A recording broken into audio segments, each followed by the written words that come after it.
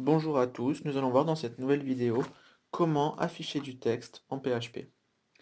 Pour afficher du texte, nous utilisons Echo, E-C-H-O. Nous y mettons entre guillemets le texte à afficher.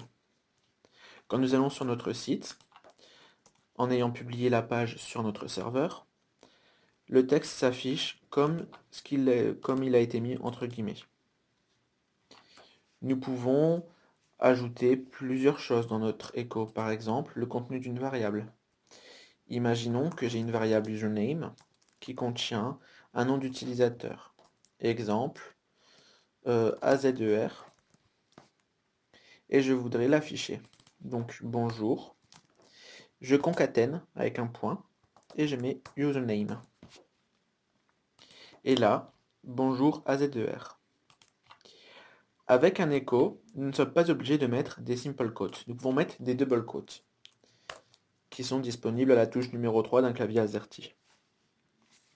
Nous pouvons marquer maintenant bonjour, concaténer, et marquer username. Ça a toujours le même résultat. Maintenant, grâce au double quote, je ne suis pas obligé de concaténer pour afficher le contenu d'une variable. Je peux tout simplement mettre dans ma double quote le nom de la variable, username. Et ici, ça reste inchangé.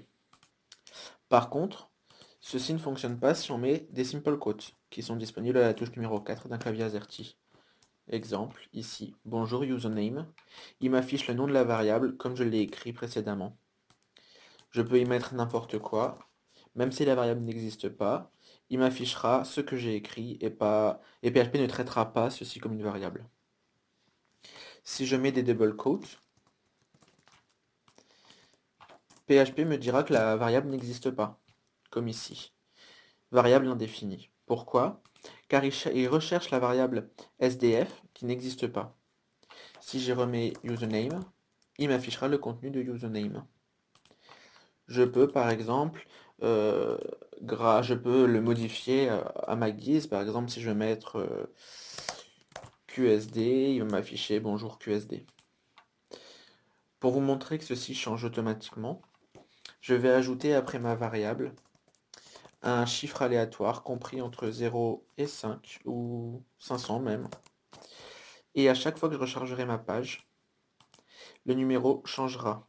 Pourquoi? Car mon nom d'utilisateur change à chaque fois que je charge la page. Username est donc bien traité comme une variable dans mon echo. Je peux aussi afficher du texte via d'autres fonctions comme printr ou vardump.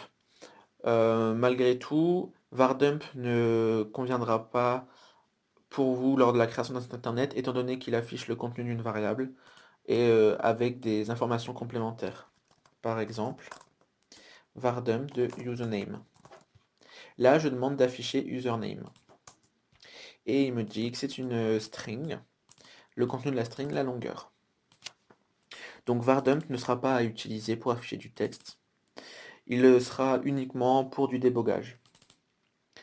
Ensuite, je peux utiliser printr qui affichera le texte. Malgré tout, je ne vous le conseille pas car il est aussi réservé à du débogage. Et on peut le remarquer par exemple si je transforme ceci en array, donc je mets mon index numéro 0, je vais y mettre autre chose, encore autre chose, et là quand je vais demander de l'afficher, il va m'afficher ceci. Chose que Echo ne fera pas. Echo affiche vraiment le texte demandé. Ici, on ne dit pas qu'est-ce que l'on veut afficher. Il va juste nous dire que c'est un array. Si je veux afficher la première index, qui a le numéro 0, je demande username 0. Et ça m'affiche bien l'username 0. Ensuite, avec Echo, nous pouvons afficher du HTML. Exemple, du texte en gras, bonjour, et en souligné, YouTube. Echo sert donc à afficher du texte. On peut le formater. De plus, on peut aussi mettre le texte directement dans une variable. Exemple, celui-ci. Je mets mon texte dans une variable foo et je demande à afficher foo. Et cela fonctionne.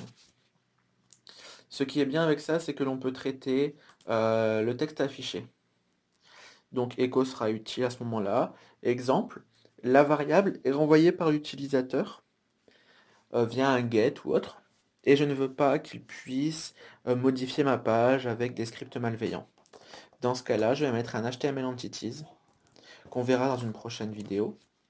Et là, on voit que on ne peut pas afficher le contenu en HTML. Ceci peut être utile pour sécuriser votre site internet. J'espère que cette vidéo vous aura plu et je vous dis à très bientôt.